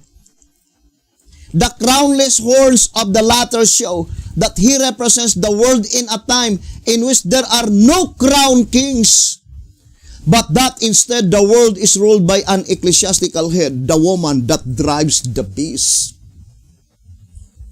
So when the woman rides the scarlet-colored beast, there is no more crown kings. There is no more crown horns. So the generation of the great age passed away. But the promise, God will set up a kingdom during the generation of the great age, before it will pass away. What kingdom that Christ will establish? The spiritual kingdom. Brothers and sisters, how about the literal premillennial kingdom? What time that God will set up the premillennial literal kingdom? God will set up the literal premillennial kingdom at the time when the woman rides the scarlet-colored beast.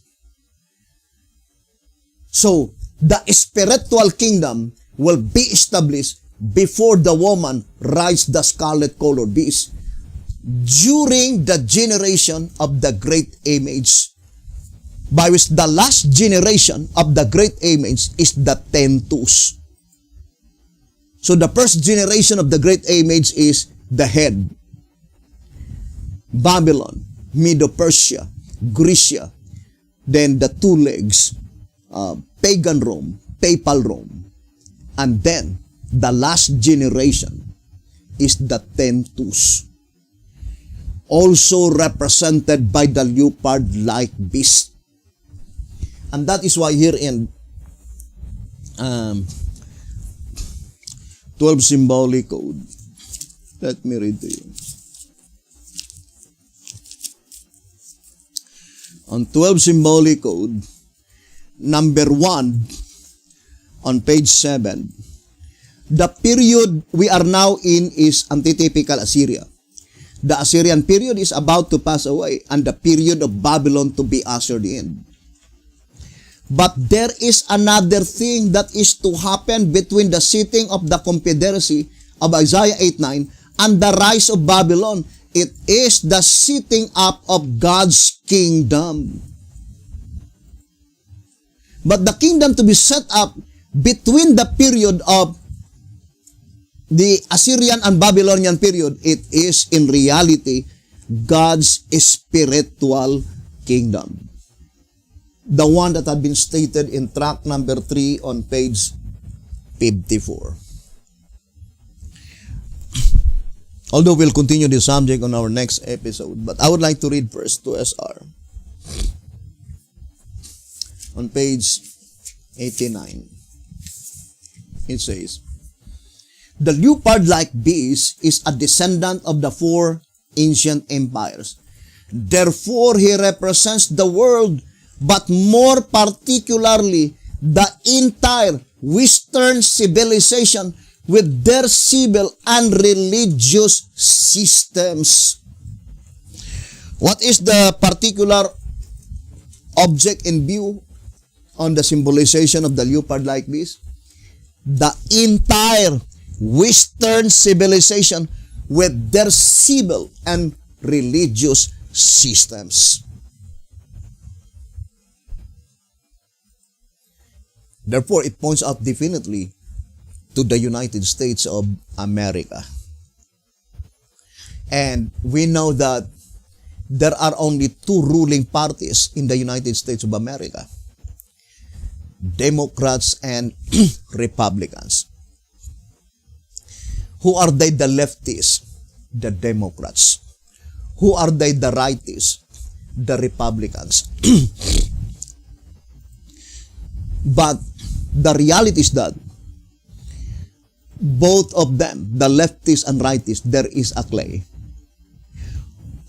Iron and clay mixed together. What does it mean? Not all Democrats have one mind. Not all Republicans had one mind. During the period of time by which both of them did not as yet reach to that period of time that they have one mind, in that period of time, God will set up a kingdom. In other words, when the time came that the Democrats, all of them have one mind, indicates that the spiritual kingdom had been established.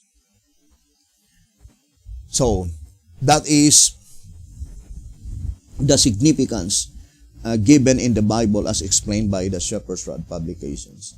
So, we will continue this subject, brothers and sisters, on our next episode. I know that we need to have a complete information, both history and prophecy. But our desire and our sincerity and honesty with such desire to know the plan of redemption, it will become easier to comprehend the subject, because there is a power, the power of the Spirit of Christ, that will help us to understand all these wonderful prophecies. Thank you very much, brethren, for listening and viewing this program, and hoping the good Lord will bless you. We'll continue on our next episode, hoping to see you again on our next episode. Thank you very much, and have a beautiful and wonderful evening.